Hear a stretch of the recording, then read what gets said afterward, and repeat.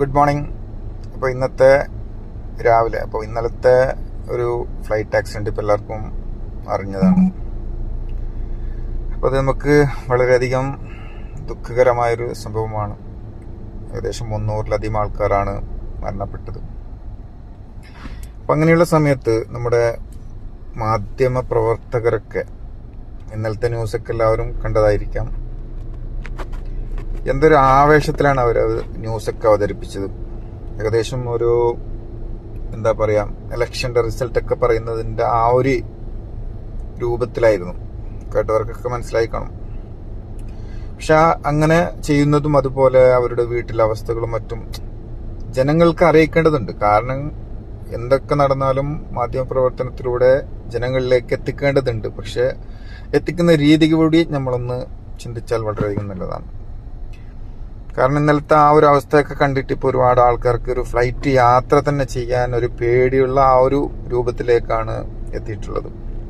കാരണം അത്രക്കും ഈ ന്യൂസിലൊക്കെ പറയുമ്പോൾ അതിൻ്റെ വ്യാപ്തി അങ്ങനെയൊക്കെ ആക്കി പറഞ്ഞിട്ട് ആൾക്കാർക്കൊക്കെ ഒരു ഭയം വന്നിട്ടുണ്ട്. പിന്നെ അതുപോലെ നമ്മളങ്ങനെയാണ് യാത്ര ചെയ്യുന്ന സമയത്ത് ചില സമയത്തൊക്കെ ഫ്ലൈറ്റിന് ഡിലേ സംഭവിക്കാറുണ്ട്. ചിലപ്പോൾ എന്തെങ്കിലും സാങ്കേതിക കാരണങ്ങളാൽ അല്ലെങ്കിൽ വേറെ എന്തെങ്കിലും ഇഷ്യൂ ആയിരിക്കാം. പക്ഷെ നമ്മളൊക്കെ എന്താ ചെയ്യാറ്?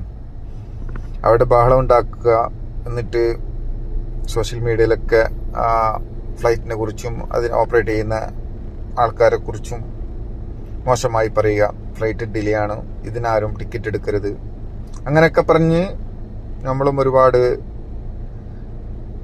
ബഹളങ്ങൾ ഉണ്ടാക്കാറുണ്ട്. ഞങ്ങൾ എന്ത് ചെയ്യും, നമ്മളെ ഇന്നെത്തേണ്ടതാണ്. പക്ഷേ ചിലപ്പോൾ അവർ ഇതുപോലുള്ള എന്തെങ്കിലും യന്ത്രത്തകരാറോ അല്ലെന്നുണ്ടെങ്കിൽ വേറെ എന്തെങ്കിലും ഇഷ്യൂ കൊണ്ടായിരിക്കാം ചിലപ്പോൾ ഡിലേ ചെയ്യുന്നത്. ചിലപ്പോൾ വേറെ എന്തെങ്കിലും കാരണങ്ങളായിരിക്കാം.